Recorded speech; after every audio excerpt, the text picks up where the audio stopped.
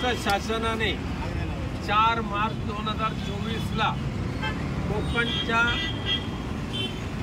कोकणवासियांच्या आड येणारा आणि कोकणवासियांना उद्ध्वस्त करणारा जो सिडको प्राधिकरणाचा जी.आर. जो काढलेला आहे त्याच्यामध्ये कोकणातला पालघर, रायगड, रत्नागिरी आणि सिंधुदुर्ग या 4 जिल्ह्यातल्या 1635 गावातली जवळजवळ 6.5 लाख हेक्टर जमीन ही आता सिडकोच्या अखत्यारीमध्ये येणार आहे। त्यामध्ये किनारपट्टी तर आहेत, पण हायवेला लागून असलेले बरेचसे गाव आहेत। केवळ 722 गाव या सिडकोच्या प्राधिकरणाच्या अखत्यारीत येणार आहेत आणि त्यामुळे हा कोकणवासियांवर अन्याय करणारा जो जी.आर. आहे, कोकण संपूर्ण हडप करणारा जो जी.आर. आहे त्याची होळी, त्याची चिरफाड करण्याचं काम इंडिया आघाडीच्या आम्ही सर्व पदाधिकाऱ्यांनी सुरू केलेलं आहे। आज या ठिकाणी आम्ही रत्नागिरी जिल्ह्यामध्ये 149, 144 कलम लावल्यामुळे हे आम्ही जाळत नाही, पण हा जी.आर. फाडून टाकायचं आम्ही ठरवलेलं आहे, पायदळी तुडवण्याचं ठरवलेलं आहे। अशा आणि त्या दृष्टिकोनातून आज कुमारबाई आलेले आहेत, बाकी सर्व पदाधिकारी आलेले आहेत। 2 मिनिटं बोलते आणि आपण विषय हे आज संपूर्ण जी.आर. फाडून टाकायचं। अरे मुर्दाबाद मुर्दाबाद मुर्दाबाद मुर्दाबाद मुर्दाबाद मुर्दाबाद मुर्दाबाद मुर्दाबाद शिंदे सरकार मुर्दाबाद। कोकणच्या मुळावर येणाऱ्या शिंदे सरकारचा कोकणच्या मुळावर येणाऱ्या शिंदे सरकारचा कोकणच्या मुळावर येणाऱ्या शिंदे सरकारचा गली गली में शोर है, शिंदे सरकार चोर है। गली गली में शोर है, शिंदे सरकार चोर है। बर कचरा नाही करायचं म्हणून मग कचऱ्याच्या टोपलीत टाकून उचल्या सगळं करा, उडू नको, कचरा करायचं हे खरं आणणाऱ्या शिंदे सरकारचा गली गली में शोर है, शिंदे सरकार चोर है। गली गली में शोर है, शिंदे सरकार चोर है। चला आणि पुढची भूमिका नेमकी काय असणार आहे? दुर्दैवाने या महाराष्ट्र सरकारने 4 मार्च 2024 रोजी एक जी.आर. काढला आणि त्या जी.आर.च्या माध्यमातून कोकणातला पालघर, रायगड, रत्नागिरी आणि सिंधुदुर्ग या 4 जिल्ह्यातले 1635 गावं आणि जवळजवळ 6,42,000 हेक्टर एवढी जमीन ही आता सिडको प्राधिकरणाच्या अखत्यारीमध्ये त्यांच्याकडे देण्याचं ठरवलेलं आहे।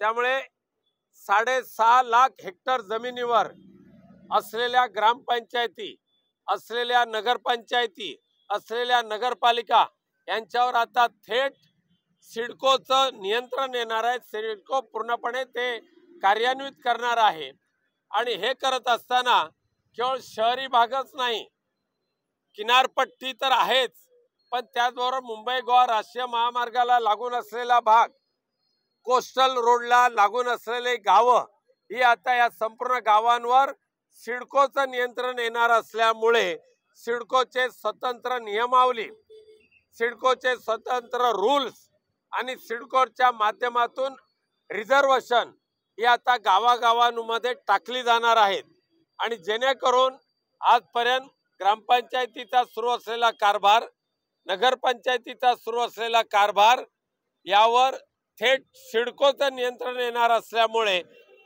ग्रामपंचायतीचं अस्तित्व संपेल, नगरपंचायतीचं अस्तित्व संपेल आणि सिडकोच्या नियमावली करत असताना सिडकोचा 40(1) हा जो अधिकार आहे तो आता गावामध्ये लागू होईल आणि त्यामुळे स्थानिक स्वराज्य संस्थांवर अतिक्रमण होणार आहे आणि म्हणून या सिडकोच्या प्राधिकरणाच्या अधिकाराला आम्ही सर्वांनी विरोध केलेला आहे।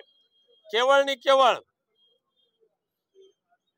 संभाजीनगरला हा सिडको प्राधिकरण लागलं नाही, नागपूरला सिडको प्राधिकरण एवढ्या मोठ्या प्रमाणात लागला नाही, पुण्याला एवढा मोठ्या प्रमाणात प्राधिकरण लागला नाही, पण कोकणवरच सिडको प्राधिकरण आणण्याचा जो मूळ जो त्यांचा डाव आहे, कुटील डाव आहे, त्याच्या पाठीमागे कोकणातला सौंदर्य, कोकणातल्या आंबा बागायती, कोकणातल्या काजू बागायती, कोकणातलं हे निसर्ग सौंदर्य हे केवळ परप्रांतीय धनिकांच्या ताब्यात घालण्यासाठी अशा पद्धतीने सिडको प्राधिकरणाची अंमलबजावणी करायचं ठरवलंय. त्याला विरोध केवळ आणि केवळ शिंदे सरकारचा विरोध नाही, तर कोकणच्या विकासाच्या मुळावर आलेल्या या सिडको प्राधिकरणाचा आणि ते सिडको प्राधिकरण आणणाऱ्या शिंदे सरकारचा आम्ही या ठिकाणी तीव्र धिक्कार केलेला आहे.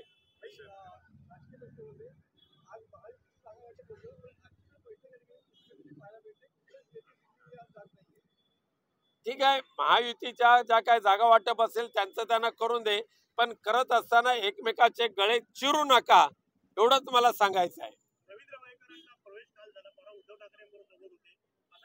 ईडीचा बळी, बाकी काय, ते आणि त्यांचं कुटुंबीय पूर्णपणे ईडीच्या तुरुंगामध्ये चौकशी तर आहेत, परंतु ईडीच्या तुरुंगाचं धाक दाखवून अशा पद्धतीने प्रामाणिक कार्यकर्त्याला तुम्ही सतवताय समजू शकतो, पण त्याच्या कुटुंबियांना सुद्धा तुरुंगामध्ये टाकायची भीती ज्या वेळेला निर्माण होते त्यावेळेला दुर्दैवाने अशा पद्धतीचा निर्णय त्यांना घ्यावा लागतोय.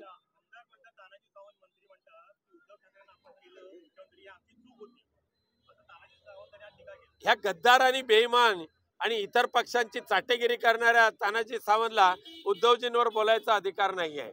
धन्यवाद. आमचे आदरणीय नेते आहेत, त्यांना बोलण्याचा अधिकार आहे, कान पिळवटण्याचा अधिकार आहे आणि त्यांचं स्थान आम्हाला एक मोठा आमच्या मनामध्ये, हृदयामध्ये आणि पक्षामध्ये सुद्धा. अजिबात होणार नाही. माननीय पक्षप्रमुख उद्धवजी ठाकरे साहेब सुद्धा त्यांच्याशी बोलतील योग्य वेळेला आणि पुढचा मार्ग आम्ही काढू. त्याची चिंता तुम्ही करू नका. भास्करराव मोठ्या मनाचे आहेत, एवढं मात्र खरं.